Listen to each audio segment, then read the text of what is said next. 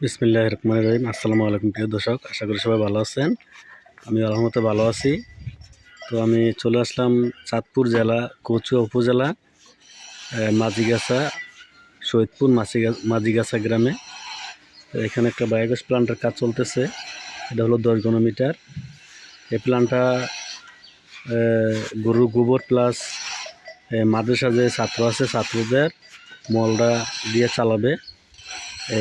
এখানে দুটো পাইপ দেখা যাচ্ছে। এই পাইপটা একটা গরুর গোবর ঢুকবে, আর একটা মাদ্রাসার যে ইয়ে আছে মলগুলো আছে এগুলো ঢুকবে। মাদ্রাসা ছাত্রের যে মলগুলো আছে এটা ঢুকবে, আর এখানে গ্যাস উৎপাদন হবে। এই যে এখানে সেন্টার পাইপ দেওয়া হবে, ডুমে রড বাঁধাই করা আছে, ডালাই দেওয়া হবে রড দিয়ে।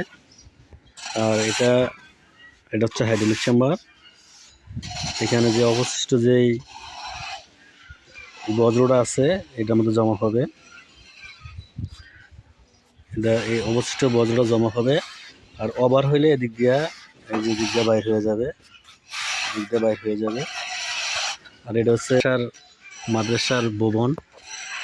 এটা এখানে 3 তলা ফাউন্ডেশন করা আছে। এখানে কাজ চলতেছে। পুরাতন মাদ্রাসা, এটা হচ্ছে পুরাতন মাদ্রাসা। এটা একটা মসজিদের উপরে, এটা হলো নিচে মসজিদ, উপরে মাদ্রাসা। তো আপনাদের যাদের 2 থেকে 3টি গরু আছে আপনারা চাইলে